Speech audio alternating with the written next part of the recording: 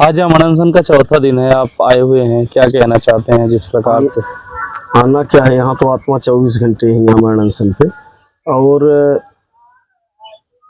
आज एक बात मन में कौध रही थी कि अंग्रेजों के टाइम में और वर्तमान परिवेश में फर्क क्या है।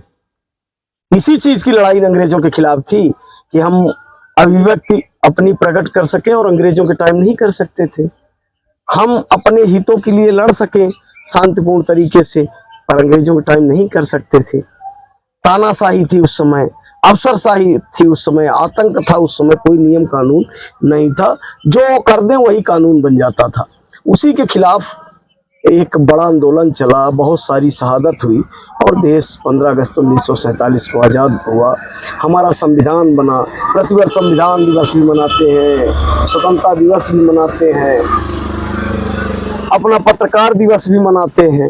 और जब संविधान बना तो जो 4 पिलर बनाए गए कि हिंदुस्तान का जो संवैधानिक ढांचा रहेगा, इसके 4 पिलर रहेंगे और इसमें एक महत्वपूर्ण पिलर माना गया पत्रकारिता को, कि ये इनकी जिम्मेवारी रहेगी कि निष्पक्ष रूप से ये चौकीदारी करेंगे सरकार और जनता के बीच की। और जनता और सरकार के बीच सेतु का काम अगर कोई करेगा तो इस लोकतांत्रिक व्यवस्था में पत्रकार करेगा।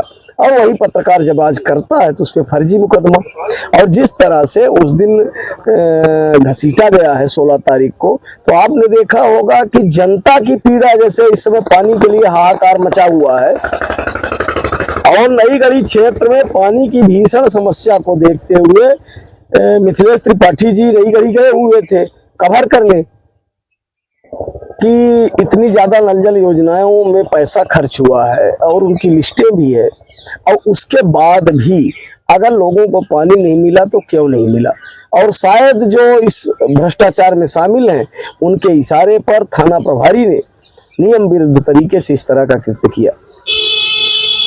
अब ये लड़ाई कब तक चलेगी ये अलग बात है। एक लड़ाई के साथ साथ ये बहुत बड़ा जन जागरण है और इस लड़ाई को मिट सकते हैं पर हार नहीं सकते। अगर अब हार गए इस लड़ाई को तो फिर कोई सुरक्षित नहीं है। कोई भी थानेदार जिसके पास रोज नामचा है और उसका सिस्टम है, गली चलते किसी को पकड़ेगा, FIR करेगा।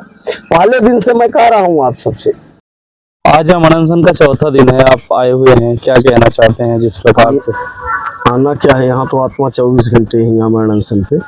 और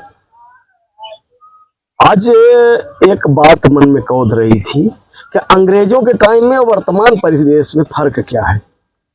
इसी चीज की लड़ाई अंग्रेजों के खिलाफ थी कि हम अभिव्यक्ति अपनी प्रकट कर सके और अंग्रेजों के टाइम नहीं कर सकते थे। हम अपने हितों के लिए लड़ सके शांतिपूर्ण तरीके से, पर अंग्रेजों के टाइम नहीं कर सकते थे। तानाशाही थी उस समय, अफसरशाही थी उस समय, आतंक था उस समय, कोई नियम कानून नहीं था। जो कर दें वही कानून बन जाता था। उसी के खिलाफ एक बड़ा आंदोलन चला, बहुत सारी शहादत हुई और देश 15 अगस्त 1947 को आज़ाद हुआ। हमारा संविधान बना। प्रतिवर्ष संविधान दिवस भी मनाते हैं, स्वतंत्रता दिवस भी मनाते हैं, अपना पत्रकार दिवस भी मनाते हैं।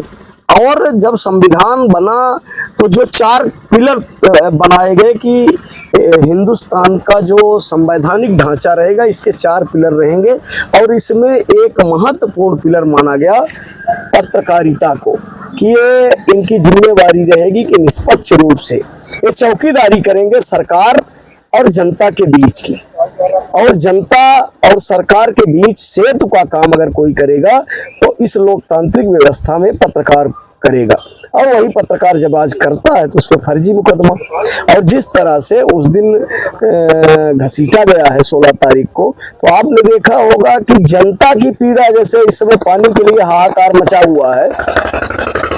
और नई गढ़ी क्षेत्र में पानी की भीषण समस्या को देखते हुए मिथिलेश त्रिपाठी जी नई गढ़ी गए हुए थे कवर करने कि इतनी ज्यादा नल जल योजनाओं में पैसा खर्च हुआ है और उनकी लिस्टें भी है। और उसके बाद भी अगर लोगों को पानी नहीं मिला तो क्यों नहीं मिला। और शायद जो इस भ्रष्टाचार में शामिल हैं उनके इशारे पर थाना प्रभारी ने नियम विरुद्ध तरीके से इस तरह का कृत्य किया।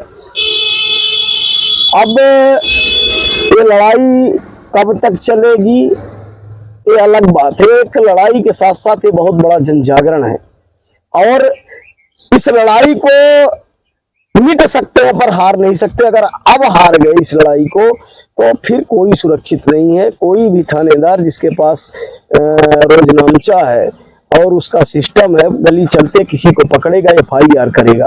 पहले दिन से मैं कह रहा हूं आप सबसे